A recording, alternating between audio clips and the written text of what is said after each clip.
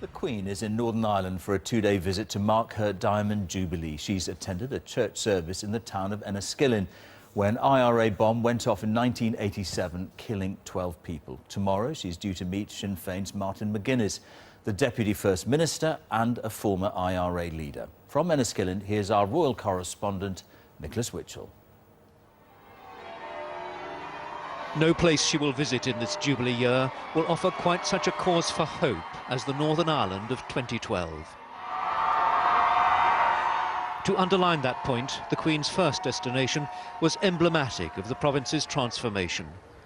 This was the town of Enniskillen on Remembrance Sunday in 1987. The IRA had exploded a bomb, 12 lives were lost. It was one of the most shocking atrocities of the Troubles.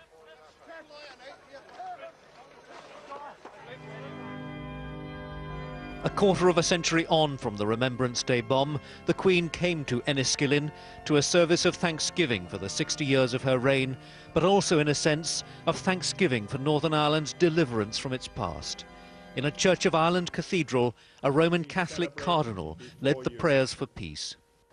Together may we build a home that welcomes all, seeks your justice and lives in peace. After the service, the Queen left the Church of Ireland Cathedral and walked across the road to make what's said to have been her first visit to a Roman Catholic church in Northern Ireland. Inside, she met youth groups and members of the community. A small gesture, but one that was appreciated in a town which has known such pain in the past. One of those who died in the Remembrance Day bomb was Stephen Galt's father. With having the Queen here, it brought a lot of people together, even more, I think, with the cross community, with her going to the Church of Ireland and then across the street to the Roman Catholic St Michael's Church. Tonight the Queen arrived at Hillsborough Castle at the end of day one of a visit, the theme of which is reconciliation. Tomorrow we'll see perhaps the most remarkable demonstration of just how far Northern Ireland has come, a meeting between Britain's head of state and a man whom that state for many years regarded as a terrorist. Martin McGuinness was once one of Northern Ireland's most wanted Republicans, an IRA commander who was active in the Republican movement at the time the IRA murdered the Queen's uncle Lord Mountbatten in 1979. He's now Northern Ireland's Deputy First Minister. He will meet the Queen tomorrow. The Queen herself lost someone who was a member of her family. So I think it's important that we all recognise that we're in a different place. The meeting will be brief. What the Queen thinks of it all, we will never know. Yet it will be another significant moment on Northern Ireland's journey away from its past. Nicholas Witchell, BBC News at Hillsborough Castle. Church bells announced the royal entrance. The motorcade was cheered up the hill to St Macartan's Anglican Cathedral, where the Queen arrived an hour behind schedule. The congregation was made up of 750 invited dignitaries, including First Ministers, past and present. This was a thanksgiving service for 60 years on the throne. But there was also special mention of the Queen's contribution to the peace process, that first trip to the Republic in May last year. For many, it was an occasion of profound significance and deep emotion. Shackles, which had been steadily loosening since the ceasefires and the Belfast Agreement, finally fell away. As a further symbol of that bridge building, the Queen then stepped across the road to St Michael's and for the very first time entered a Catholic church on the island of Ireland.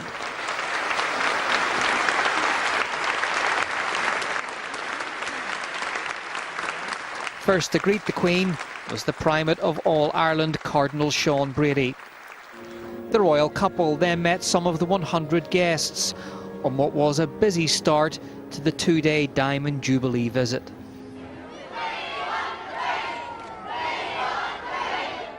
Back outside there were chants of "We want the Queen" as the 86-year-old monarch began the traditional walkabout, collecting flowers and taking care to avoid a puddle.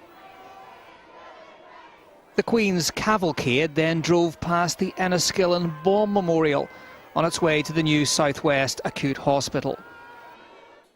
Good afternoon, Majesty. Welcome to Enniskillen. The Queen visited the bedside of baby Owen Doyle, who is recovering from a serious illness. She also stopped to talk to staff before officially opening the £270 million facility in what was her last engagement in Enniskillen. Julian O'Neill, BBC Newsline.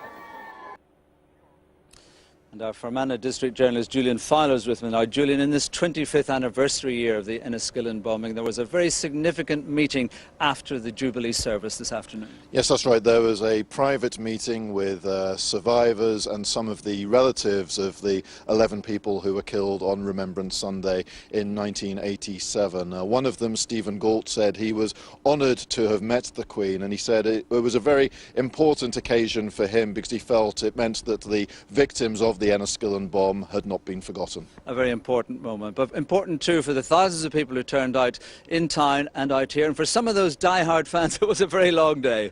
Absolutely, yes. Those attending the cathedral service were told to arrive at around 7 o'clock this morning, but in fact some of the crowd arrived even earlier. One person I spoke to said they arrived at 4:30, but they were rewarded with a royal walkabout.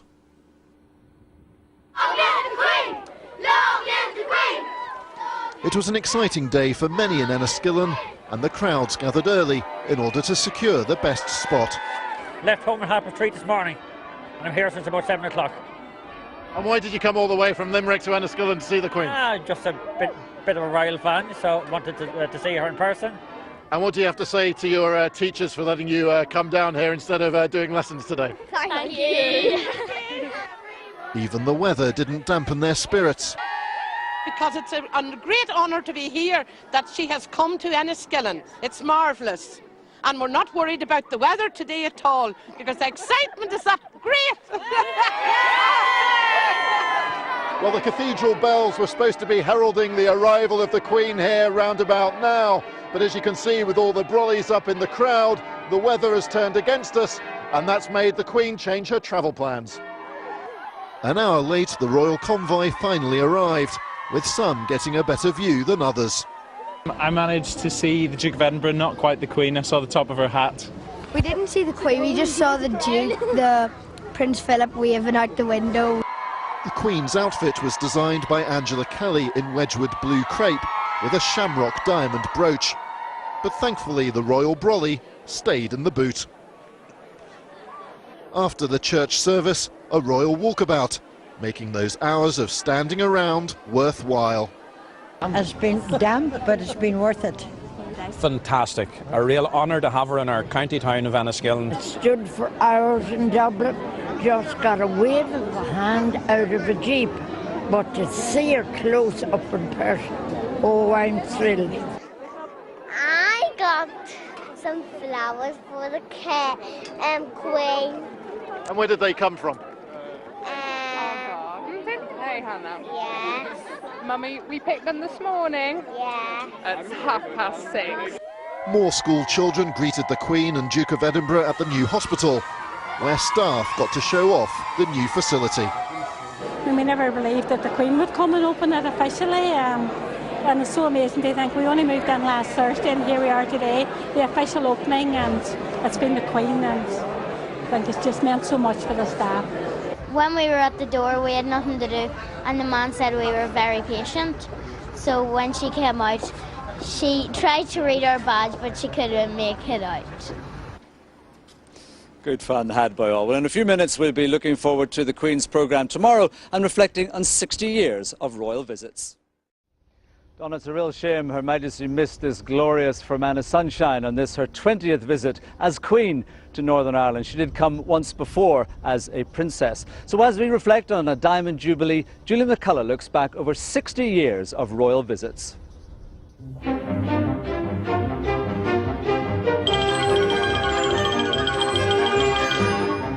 In 1953, they were out on the streets to see the royal couple. It was Queen Elizabeth's first visit to Northern Ireland as monarch, and she could not have been disappointed by the reception. To give you an idea of just what a different time it was, you only have to look at the newspapers from that year. And a full list of all the Queen's movements over the 3-day visit were printed on the front page, so people could have the best chance of getting a glimpse of her wherever she would be. These more relaxed visits continued until 1966, but then they stopped. And in the following years, Northern Ireland became embroiled in a conflict that would go on for the next 3 decades, a place no longer fit for a queen.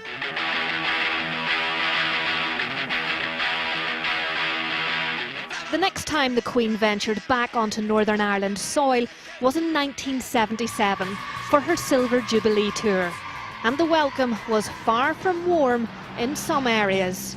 Those attitudes then were vicious. The animosity towards the Queen was palpable in West Belfast and throughout the nationalist and Republican community in Northern Ireland. They saw her as being the symbol of the division between the two communities. They didn't want her to come. They didn't regard her as being their queen. Because of this, security had to be tight. The Queen was under threat, and more than 30,000 troops and police were brought in to protect her.